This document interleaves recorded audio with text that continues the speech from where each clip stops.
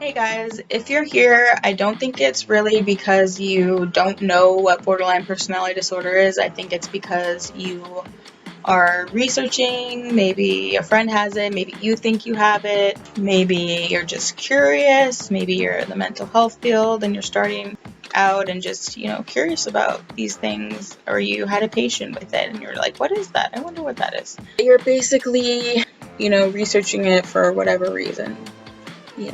And you probably already know what it is. Like, it's a personality disorder.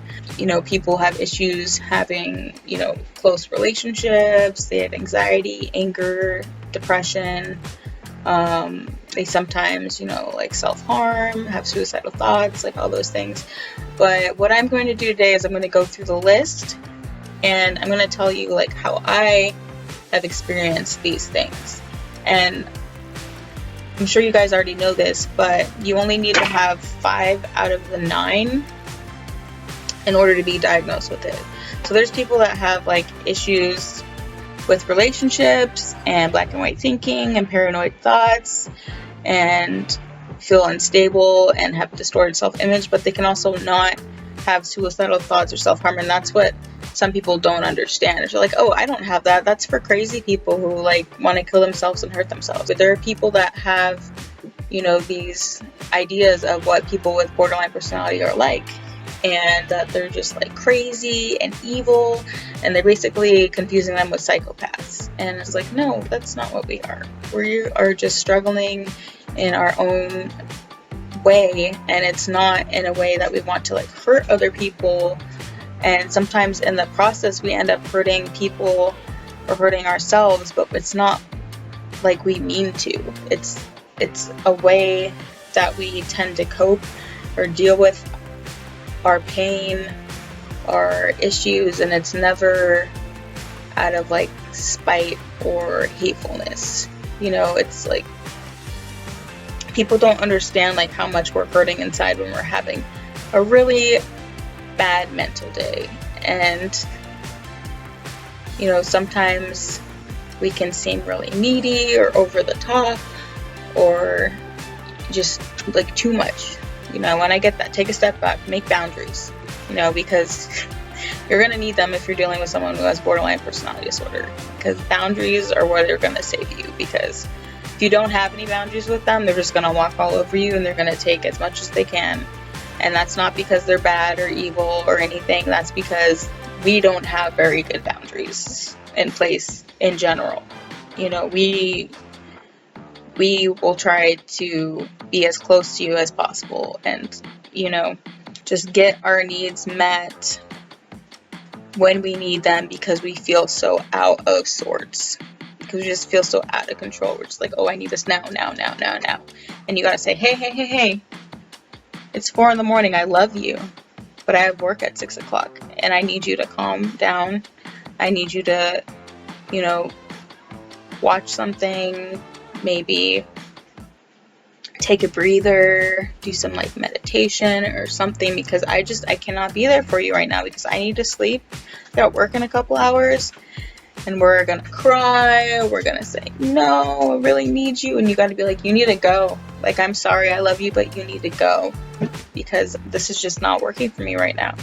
But you have to say, while you're doing that, setting your boundaries is saying, I love you, I appreciate you, you're a good person, but you are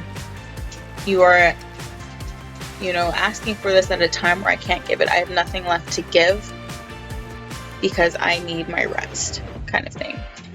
And those things, that's one of the things that would come up with me and Kyle way back when I was having issues. It's just like, when I had issues, and I was just like, please, like, be there for me right now. I need that. I cannot self-regulate right now.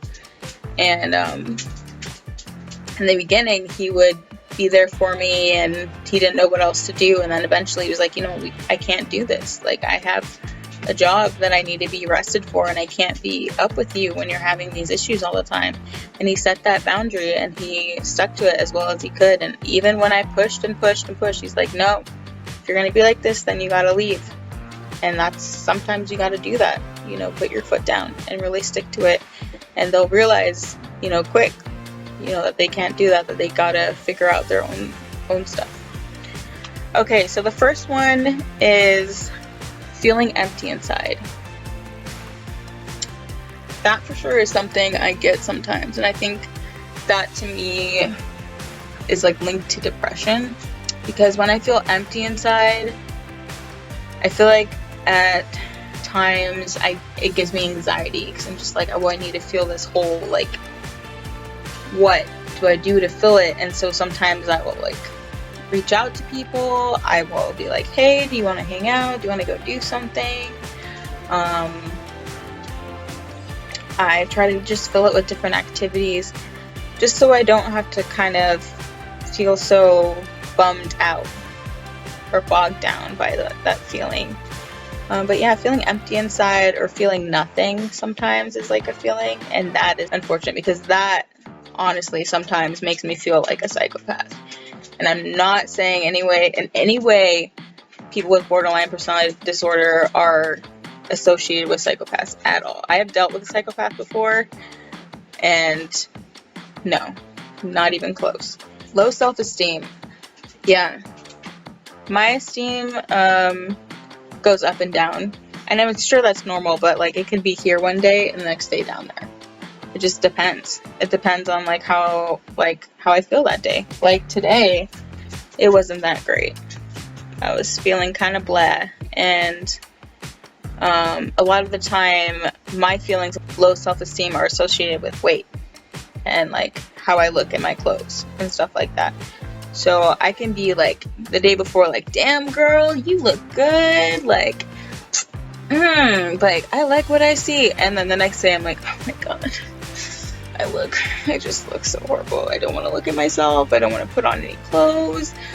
I don't walk around naked, obviously, but I don't want to go see people. I'm just like, I don't want to be seen, and I don't want to be touched, because like that's like associated with it. I don't want to be touched because like for some reason to me touch is a very intimate thing, and so it's like when I'm feeling that way, it's like, no, don't touch me. Like I do not feel good today. Like no touching whatsoever.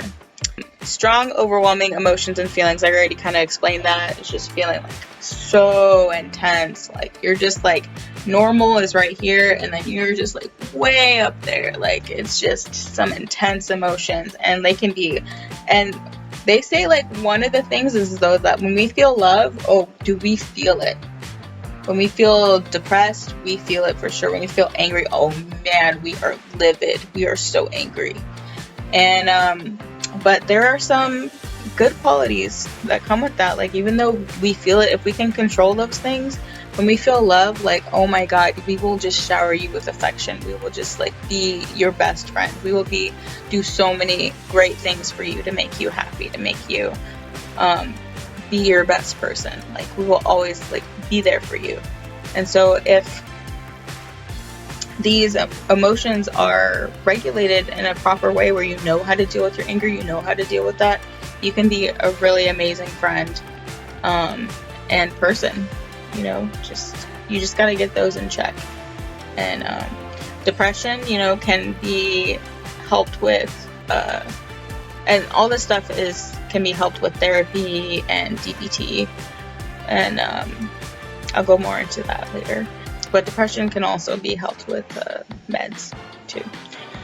A pattern of tumultuous relationships with friends, family, and loved ones.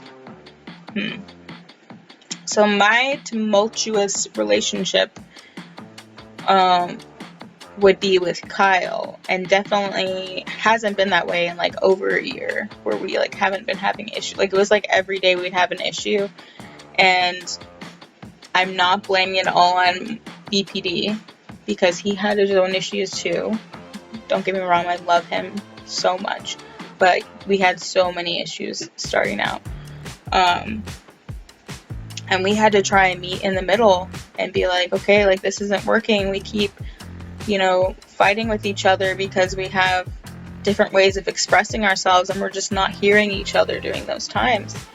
And he had to learn how to deal with me in that state, and I had to learn how to deal with him in his own state. So that was like very difficult, but we're getting better now. which is great. I have had some flare-ups more recently, and that has definitely been like frustrating for both of us, where I just like have really bad black and white thinking, or I have a lot of anxiety about him, and you know, just stuff that just isn't fun. But we get through it. Instead of it lasting for like an hour or something, it's like a 15-minute conversation or less. Or we're just like, okay, that happened, let's get through it, let's not worry about it. Whereas before it would be like hours long conversations of us going back and forth and just like going at each other and just like not pleasant. Anyways, so alternating between idealizing and devaluing other people. So I have to kind of like, what is like devaluing people? Like saying, what would be devaluing? Let me look it up real quick, because is that like saying they're less than you? What the heck? Okay, that's something else. Okay, so reduce or underestimate the worth or importance of. I don't know if I really struggle with that.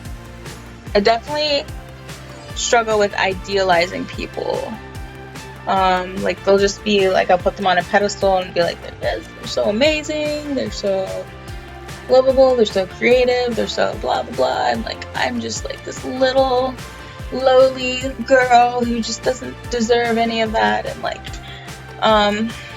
but devaluing, not really.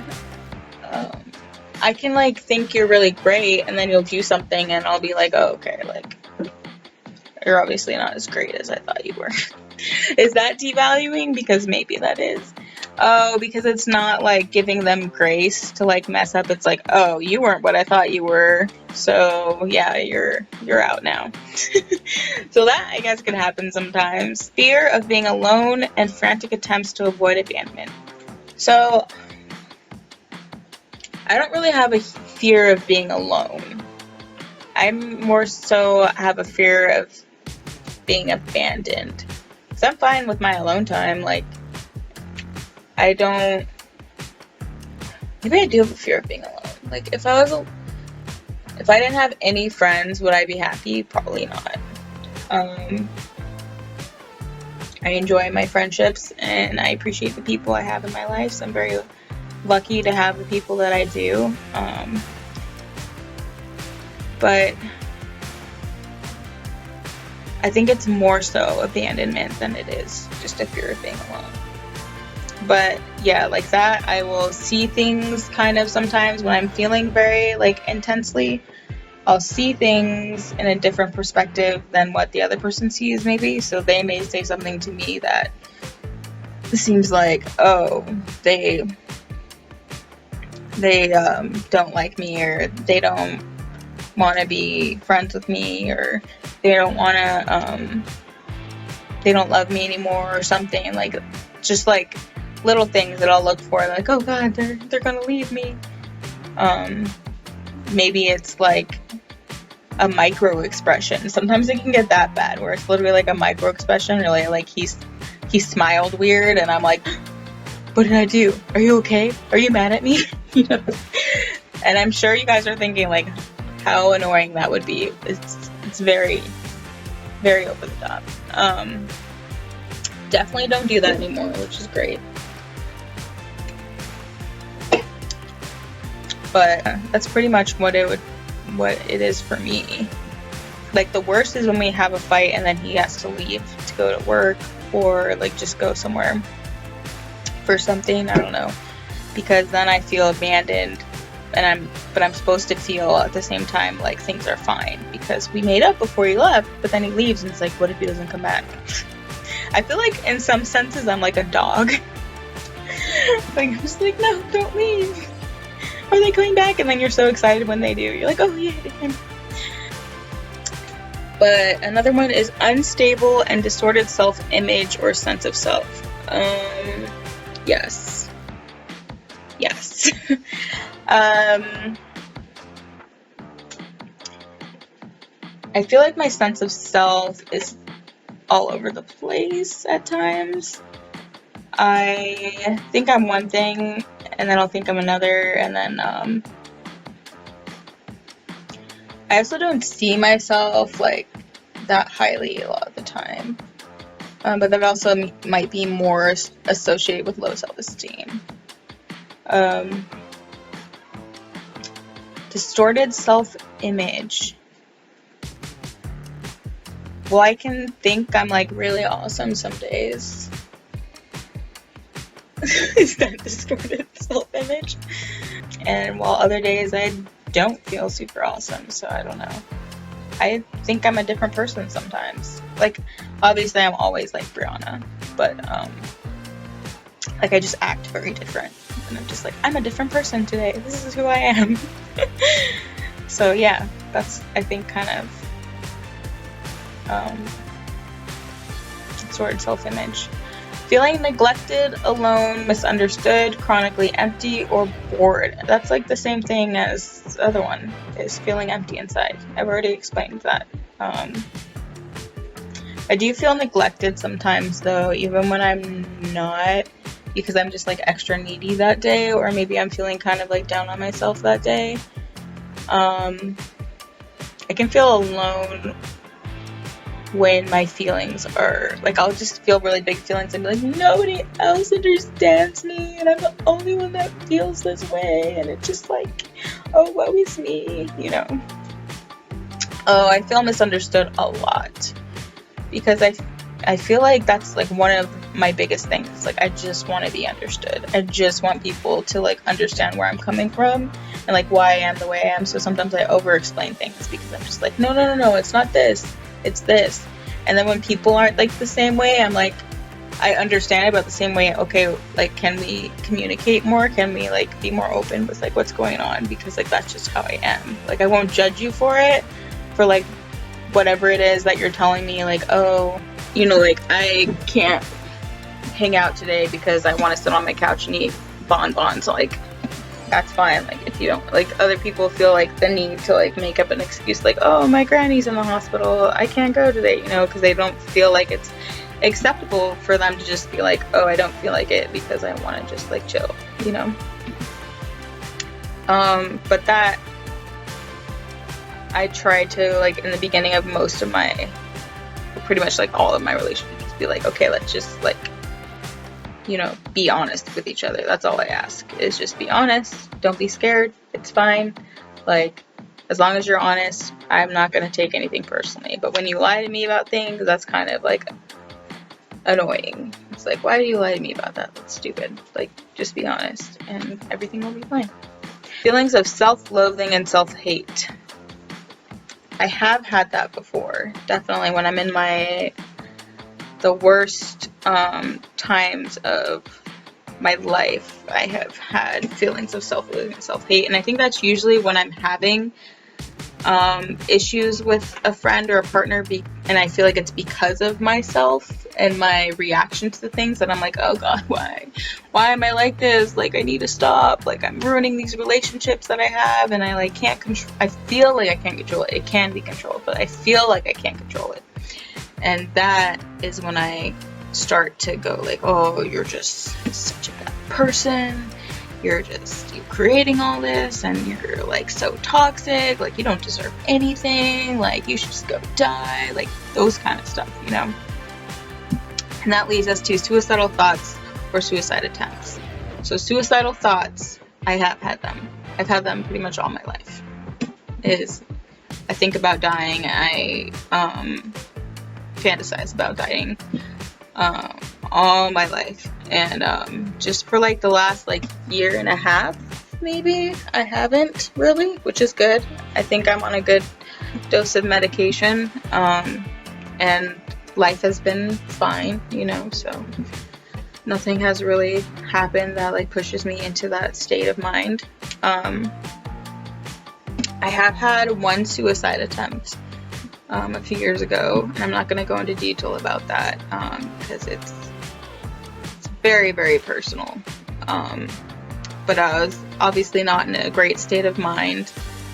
Me and Kyle have broken up a few times over the years due to like our issues, and this was one of those times where we had broken up and I cut all contact off from him, and decided that I didn't want to live anymore. And that's just how I felt. That was like a real emotion that I felt. And yeah, that was hard to come back from. That was very, very hard to come back from.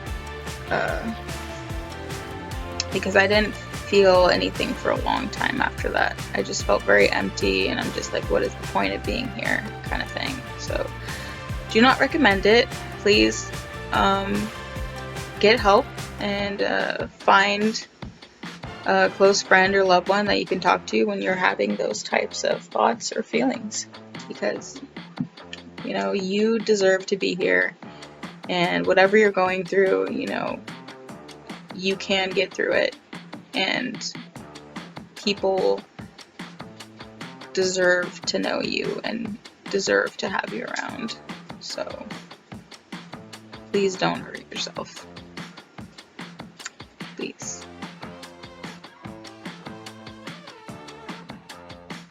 Self-harm, such as cutting as a coping mechanism.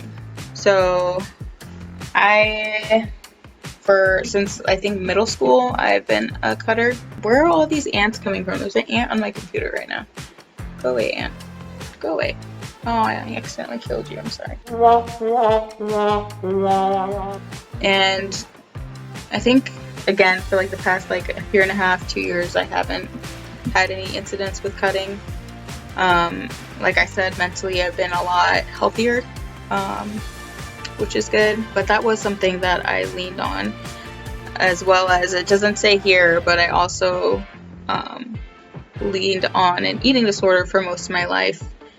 And as soon as I took care of myself and stopped giving into those urges, oh man, did I realize I had some issues. Because most of my life I was bulimic. I mean, there was a short time, like a couple months, where I was anorexic. And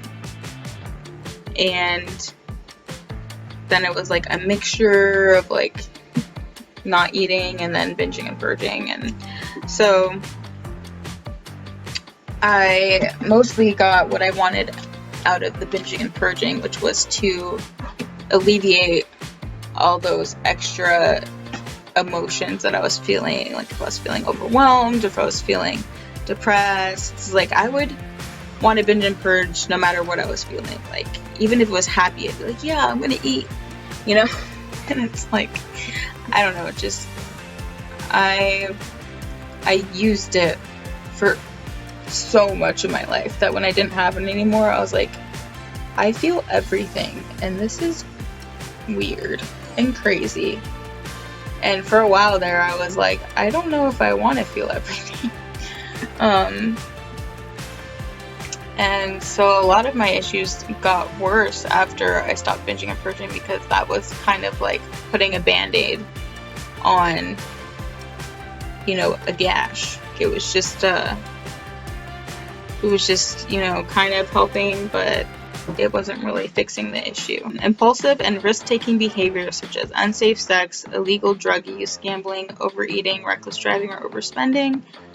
So one of those is overeating, but it should also be listed as eating disorders, because that's very impulsive, and I would do a lot of impulsive things like that when it came to eating disorders. Also, dating, I would probably do things I shouldn't have, which would be like meeting someone in like an unsafe place and like be like, oh, I'll be fine, blah blah blah. It's like you don't really think about the consequences. You just like are impulsive and think about it in the moment. Luckily, I'm still here, but probably not the best idea. I do not recommend you guys meeting strangers in like non-crowded places and where other people can make sure you don't get kidnapped or murdered.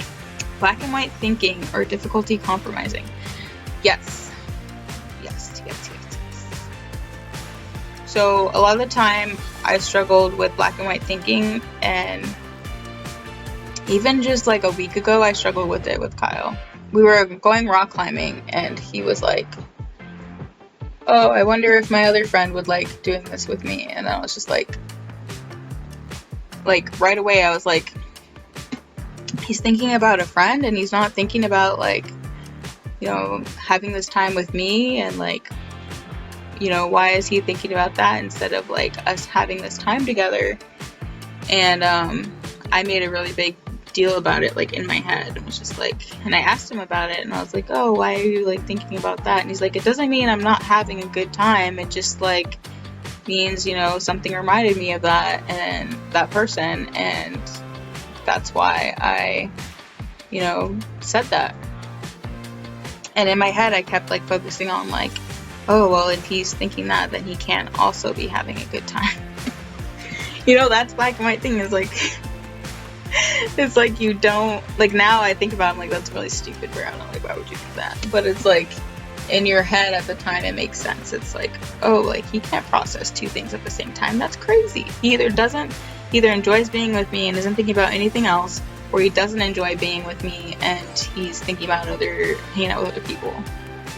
So it's like that distorted thinking. And like, that's silly, right? Like, it's crazy, but it happens. And I do not recommend that if someone says that to you about black and white thing, for you to call them silly, because they're going to be like, you know, like that hurt my feelings, you know, because we're very sensitive people. Paranoid thoughts in response to stress. Yes, I do have paranoid thoughts in response to stress. But yeah, when I'm stressed out at work or something, like, that was the reason why I was having like these thoughts about Kyle. Kyle was like gonna wear a mustache to work or something, and he decided not to, I guess, because he like got insecure. And in my head, when he first, like, because he wore it out with me to go rock climbing, and then the next day he shaved off and he's like, no, I'm not gonna wear it to work. And I was like, okay. It's like, why not? Is there someone there that you want to impress? Is that why you're not wearing it to work? And because they're gonna think you look silly, but yet you'll wear it for me. Because Kyle with a mustache, I think is pretty funny. But I don't know, you guys might think he looks nice with a mustache. I don't know.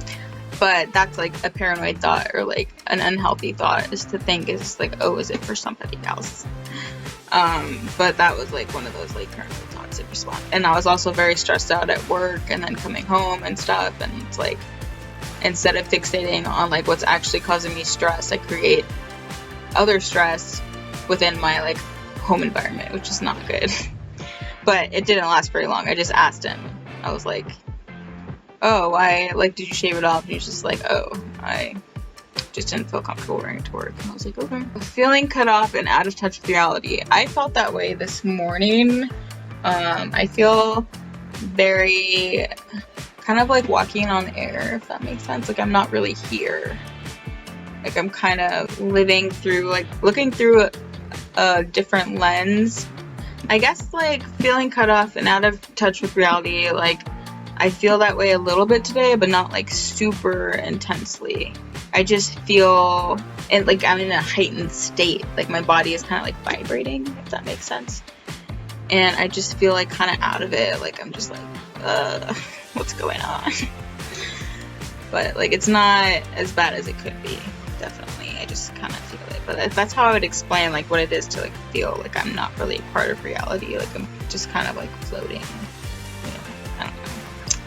Anyways, there was something else I was going to talk about. Those are all the symptoms.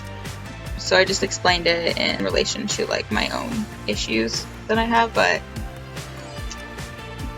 apparently it cannot be fixed with medication. It's a certain therapy called DBT. Let me try and say this. Dialectical behavior therapy. And it can be useful in treating mood disorders, suicidal ideation, and to change behavioral patterns such as self-harm and substance abuse.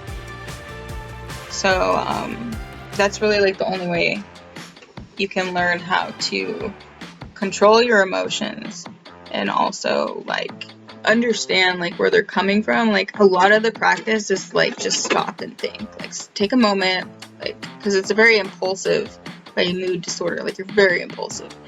And so when you respond to something, you may think for a second, like, no, I thought about that, but like, no, you really didn't. You just reacted. Because 30 seconds isn't that long to think about something and whether or not it's going to hurt somebody's feelings or it's going to make you look, you know, really unprofessional or unkind or just like impatient. Like, just try and think about like what you're feeling and what may be going on that's like creating that tension in yourself, and then try to respond. Like, think about it before you actually like try to figure out what to say back. It helps you with the relationship to yourself, but also like with others. So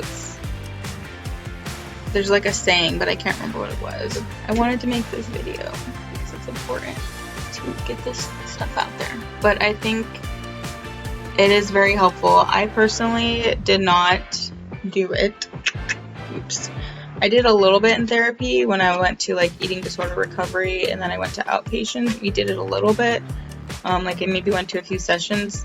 And then I think my therapist that I had for a few years like tried to kind of slip it in to our sessions.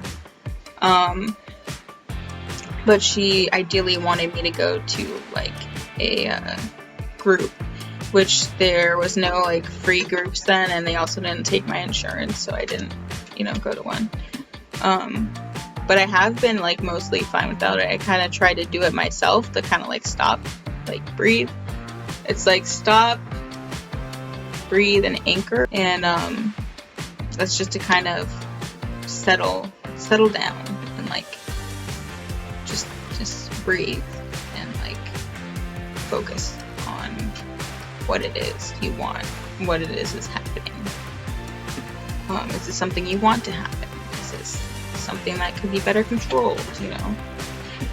But anyways, that's really all I had to say. If you guys have any questions, leave some comments. If you want me to make another video like this, let me know, and maybe I'll even do a live stream if you guys have any questions that you want answered, and I feel like there's enough that I could do that with, you know. Just let me know, and try to stay healthy, happy, and positive. Okay? Love you guys. Talk to you again soon. Bye.